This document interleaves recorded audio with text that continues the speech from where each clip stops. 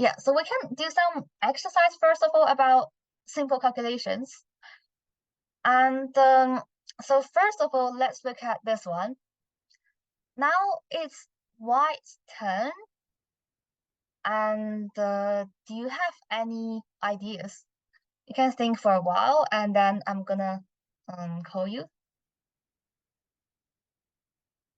I mean, if you have any ideas, you can raise your hand through Zoom, I think. If you got any ideas. So now you can just look at the position probably for 1 minute, and you can raise your hand if you have some ideas. Okay, so Leo, what's your idea? Knight c5. Knight c5, are you sure? So what if you play knight c5, what if pawn takes? What's your idea here? d6. d6. Okay, this is interesting. If b6, what do you think black can do to defend? Rook a8. And then he looks okay. Yeah, hey, you know, I mean, Leo, I know that you have a very good idea. You want to create a pass pawn, right? But the thing is, you should pay attention here. Now the pawns are separated. It's not together. Let's say if the pawn is on c6, then, or let's say if this pawn is this d6 pawn is on c6, then I'm sure that you're winning. Because this is just a basic theory. If you got two pass pawns on the 6th rank, and if you're white, then the rook can't defend against the pawns like this. But now your pawns are separated. This means that your pawns can't support each other, right? So the rook can just easily defend against the back rank by just moving the rook backward. Let's say b7, and rook b8, d7. The thing is that it's quite unlucky for you that you can't really go here because it's no use. The rook can take it. So here, black doesn't have to take the pawn, right? Black can just leave the rook on the 8th rank and just move the king backward to e6. And then you're going to capture all the pawns. Yeah, so I mean, Leo, very nice try. Nice if I want to create pass pawns. So this idea is quite good. But unfortunately, it's not successful because your pawns are not connected. So, anyone has any other ideas? So, how about the guns? My idea is knight c3, d7 doesn't quite work, but knight c3 looks like it. Okay, knight c3. Also a possible idea because I know here that you want to defend against this pawn, right? So because then the rook can't take. Oh wait, there's king e6. That's the problem.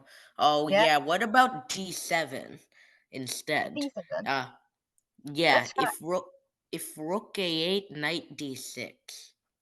Okay. The thing is that I'm not gonna move everything because today we're gonna practice our abilities to calculate. So now I'm not gonna move anything. So let's say d7, rook a8, right? And what did you say? Knight where? d6. e6. Okay. What if king e6? Knight d6, king e6. Oh yeah. That's not quite right. Does knight g5 work? No. If knight g5, the black can try rook a7. Okay. Yeah. So I think what you can do is that you can think for longer time. And I'm gonna probably call someone else. Okay. Yeah. So Alan, I think you have raised your hand. So do you have any good ideas?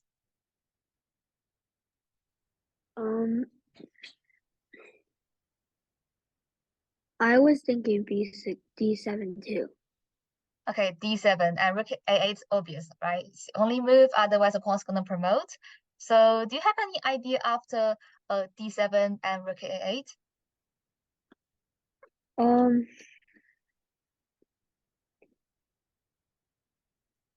And my idea was basically the same.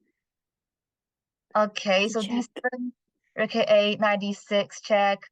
Yeah, I mean, this seems like a good idea. Okay, let's try. 96 king e6. Okay, at this point, do you have any good idea here?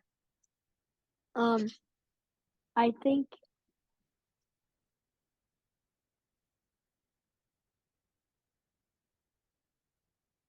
knight b7.